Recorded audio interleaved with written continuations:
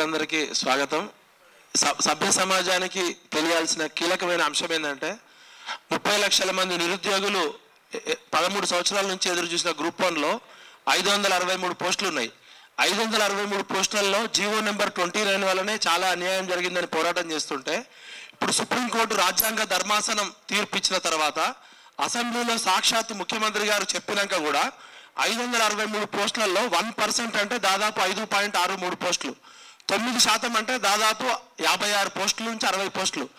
Group 1 అనేది రాష్ట్రంలోనే అత్యంత కీలకమైనటువంటిది. ఇప్పుడు గ్రూప్ 1గా సెలెక్ట్ అయిన వాళ్ళు రేపు పొద్దున ఐఏఎస్గా, ప్రిన్సిపల్ సెక్రటరీగా, డీజీపీగా ఎదిగే అవకాశం ఉంటుంది. అత్యంత కీలకమైనటువంటి గ్రూప్ 1 పోస్టుల విషయంలోనే ఇంత దురుద్దేశంతో కుట్ర చేస్తున్నారంటే ఇది ఖచ్చితంగా కుట్రనే. ఒక గ్రూప్ 1 ఎగ్జాంపుల్ చెప్తే 9% అంటే 60 పోస్టులు. అదేవిధంగా డిఎస్సిలో అన్యాయం జరిగింది. Junior college lecturers, degree college lecturers ఎందుకు ఇంత మేఘాల మీద తీసుకొస్తున్నారు? ఒక వారం రోజులు ఆపితే పోయేది ఏముంది? కావాలని 10వ తారీఖు పెట్టినాక కూడా ఇప్పుడు గ్రూప్ 1 ఫలితాలు, group 2, group 3, group 4 social welfare department అంటే ఇది ఖచ్చితంగా మాదిగల గొంతు కోయడమే, రాజ్యాంగ ధర్మాసనం ఇచ్చిన తీర్పును ఉల్లంఘించడమే.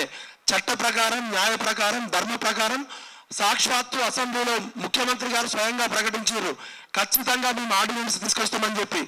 ఒకవైపు జీవో నెంబర్ 29 ద్వారా ఎస్సీ, ఎస్టీ, బీసీలకు ఓపెన్ మెరిట్లో రావాల్సిన పోస్టులన్నీ కూడా 50% అగ్రవర్ణాలకు విధంగా చేస్తున్నారు.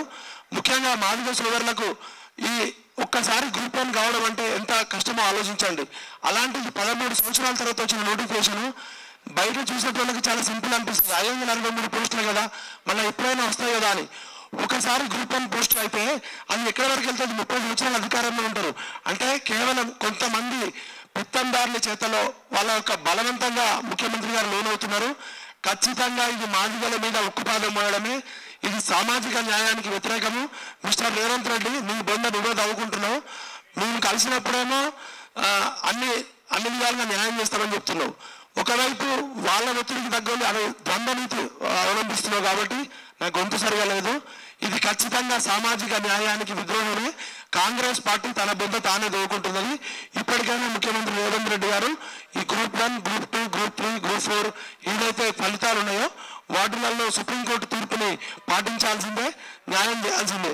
లేకపోతే మీ ప్రభుత్వ పతనానికి ఇదే నాంది అవుతుందని హెచ్చరిస్తున్నాం. ఖబర్దార్ రేవంత్ రెడ్డి.